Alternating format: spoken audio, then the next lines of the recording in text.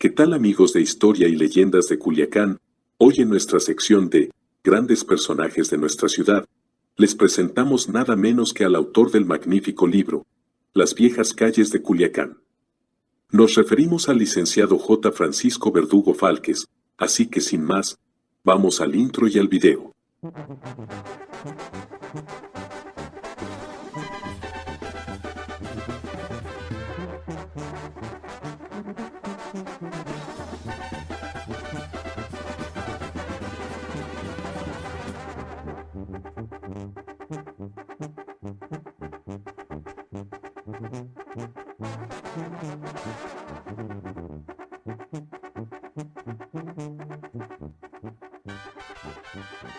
El licenciado Francisco Verdugo Fálquez, hijo primogénito de don Francisco Santiago Verdugo de la Vega y doña Isabel Fálquez Bringas, nació en la ciudad de Culiacán el 11 de noviembre de 1875, siendo el mayor de 5 hermanos siguiéndole en orden, Ernesto, Mercedes, Isabel Magdalena, quien falleció a los pocos días de nacida, y María del Pilar.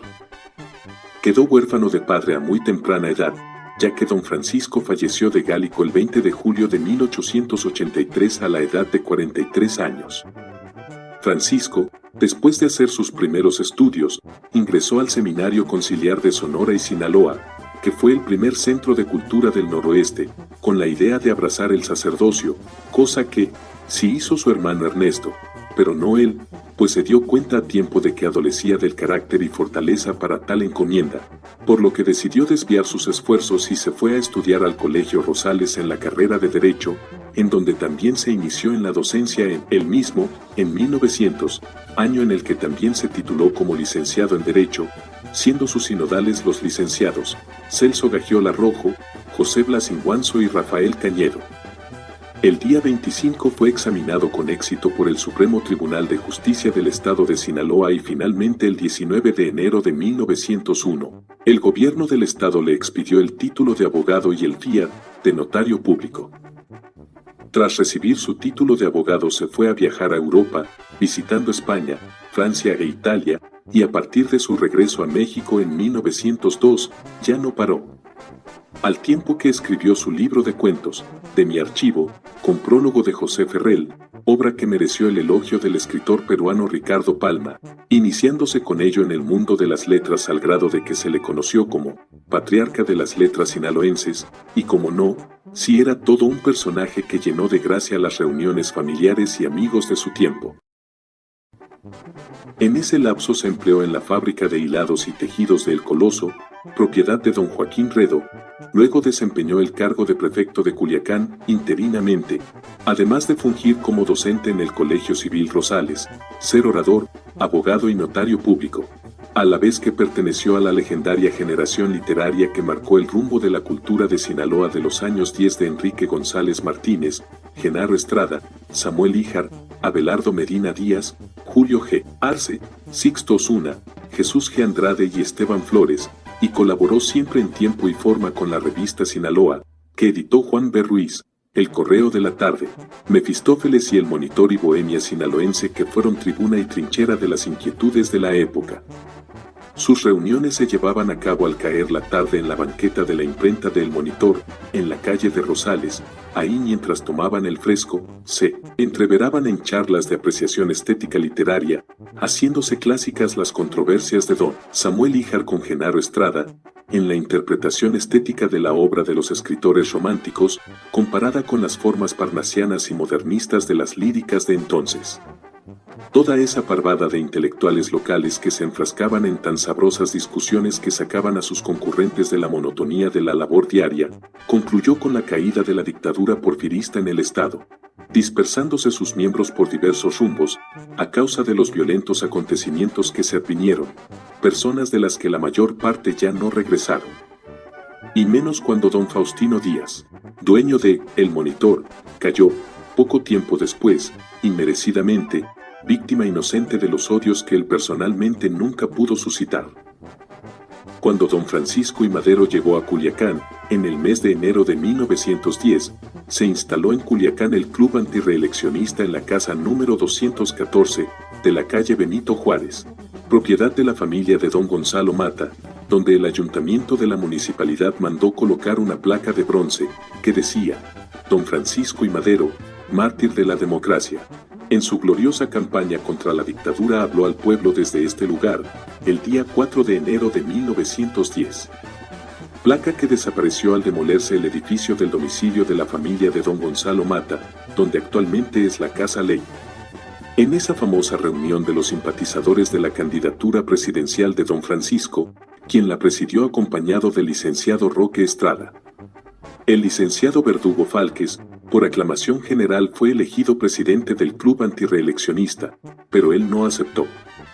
Sin embargo, posteriormente al triunfo del maderismo, en las urnas electorales fue electo diputado al Congreso de la Unión, yéndose a México a formar parte de la famosa 36 legislatura, siendo encarcelado durante la decena trágica de 1913, cuando fue disuelta por el general Victoriano Huerta.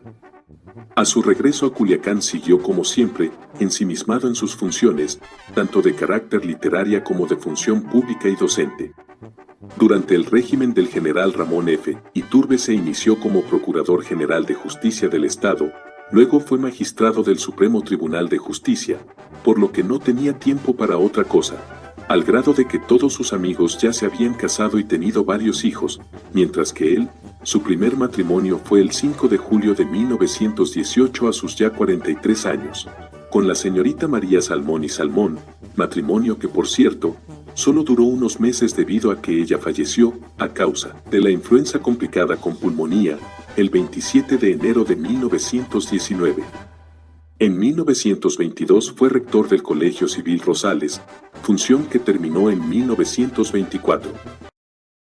El 27 de julio de 1926, tuvo su segundo matrimonio con la señorita Rosa Tarriba Echavarría, oriunda de Bacubirito, hija de don Miguel Tarriba Beltrán y doña Carlota María Echavarría Aguirre, hermana del famoso Chuma Tarriba. El gobernador del estado, Manuel Páez, lo designó Procurador General del Estado de Sinaloa, de 1933 a 1935. Esos años fueron muy difíciles por las consecuencias de la persecución religiosa que había realizado el gobierno callista, y que en Sinaloa dejó una ola de repudio popular al clausurarse los templos.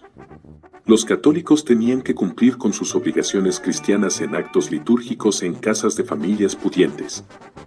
En Culiacán se alzó una ola de rebeldía contra la absurda disposición de la autoridad, y la situación solo mejoró cuando entró al poder el coronel Alfredo Delgado.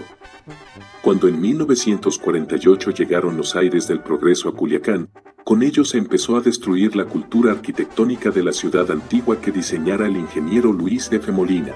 Esto hizo que Verdugo Fálquez se preocupara a tal grado, que, en el invierno de ese año, en la cena rotaria de los miércoles en el viejo casino de Culiacán, que presidía el doctor Mario Camelo y Vega, el licenciado Fálquez anunció que, a partir de la siguiente semana publicaría en La Voz de Sinaloa, los días viernes la historia, en folletines coleccionables de las viejas calles de Culiacán, lo que cumplió periódicamente durante varios meses. Son una serie de relatos históricos y anecdóticos de gran valor histórico, de prosa fina y de depurado estilo, que le valieron para que más tarde, en 1949, la editorial del Diario de Culiacán, bajo la dirección del licenciado Román Millán, las editara en un libro el cual le valió para ser llamado El Cronista de la capital de Sinaloa. En 1954 falleció su esposa doña Rosa, enviudando por segunda vez, y a partir de entonces, se hizo común el verlo caminar a pasos largos, en compañía de don José Espinosa de los Monteros, Hernández Tiller y doctor Benjamín Salmón, por el anillo externo de la Plaza Obregón y formar parte del famoso Club de la Banca de la Plazuela Obregón, que era una singular agrupación que no tenía estatutos escritos, ni se pagaban cuotas, ni tenían techo donde cobijarse. Sencillamente los miembros se reunían todas las noches, sentándose en las bancas de la Plaza Álvaro Obregón, para hablar de literatura, de arte, de política y de crítica social. Otros miembros de dicho club fueron el cuentista Juan B. Ruiz, el periodista Gustavo de Cañedo, el escritor Reinaldo González Jr., el funcionario público Ernesto F. Urtuzuastegui, el oficial mayor del Congreso, Alfonso Cañedo, el licenciado Miguel Ángel Gastelum, el licenciado Carlos M. Dosal, el empleado público Gumersindo Loaiza, el hotelero Manuel Labrada, el escritor y fotógrafo Francisco Peregrina y el comerciante Francisco Malacón. Finalmente, este decano de la Barra de Abogados de Culiacán, escritor, jurista, catedrático, orador y miembro del Club Rotario, falleció el 10 de agosto de 1962. Por cierto, en su memoria, una de las calles de la colonia El Barrio lleva su nombre.